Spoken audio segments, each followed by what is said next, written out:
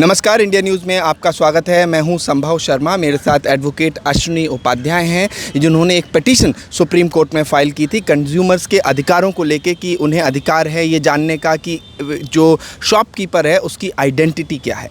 Sir, एक तरफ सावन का महीना चल रहा है, अगली सुप्रीम कोर्ट ने सुनवाई भी रखी है, 22 तारीख को सुप्रीम कोर्ट मैटर सुनेगा। ऐसे में आपकी पिटीशन क्या हुआ आज सुप्रीम कोर्ट में, प्लीज़ हमारे दर्शकों को डिटेल से बताएं।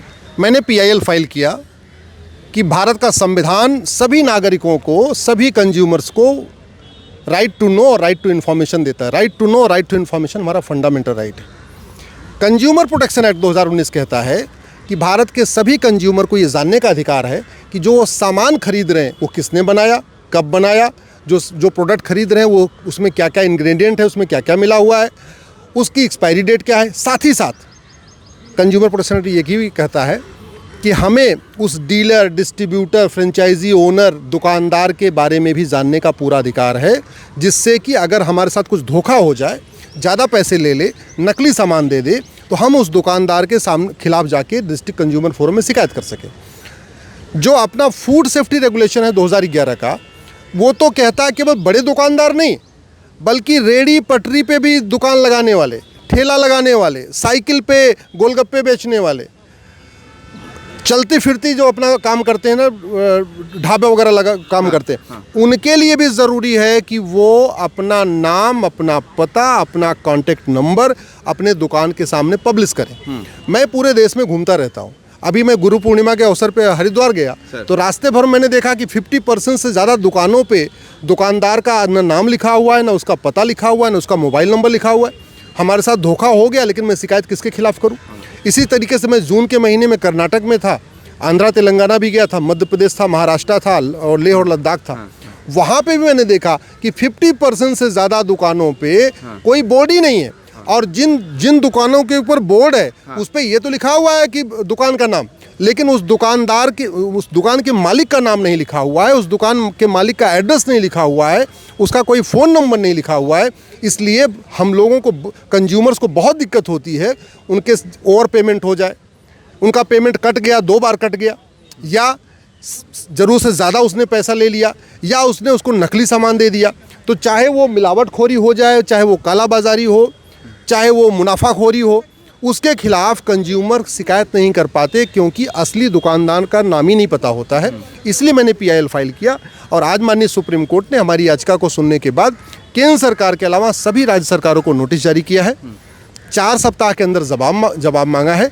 अगली सुनवाई अगस्त के महीने में होगी, और मुझे पूरा विश्वास है कि ये जो पार्लियामेंट का एक्ट 2019 में बना है, कंज्यूमर प्रोटेक्शन एक्ट, और 2006 में बना जो फूड सेफ्टी एक्ट, और 2011 में जब बना जो फूड सेफ्टी रेगुलेशन, इसका कंप्लायंस किया जाएगा। और आने वाले टाइम में चाहे वो ठेली हो, चाहे गोलगप्पा बेचने वाला हो, चाहे वो पानी बेचने वाला हो, चाहे चाय की टपरी हो, या बड़े बड़े दुकानदार हो, सब लोग अपना असली नाम लिखेंगे अपने दुकान के सामने, अपना असली पता भी लिखेंगे। लार्जर पर्सपेक्टिव में आपकी बात समझ में आ रही है। बिल्कुल, ये कंज्यूमर का अधिकार है। कंज्यूमर प्रोटेक्शन एक्ट की आप बात कर रहे हैं, फूड सेफ्टी की आप बात कर रहे हैं, बिल्कुल सही है। लेकिन सवाल अब ये उठता है सर कि ये जो समय आपने लिया है, इस समय जब आपने पिटीशन फाइल की है, QR कोड को लेके सुप्रीम कोर्ट में ऑलरेडी एक हियरिंग चल रही है, उसकी नेक्स्ट डेट भी लगी हुई है।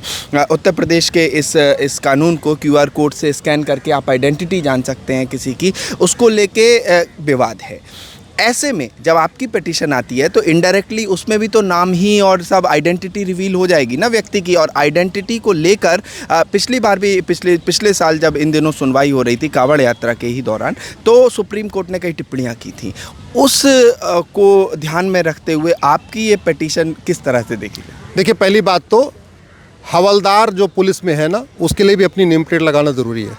थानेदार के लिए भी नेम प्लेट लगाना ज़रूरी है।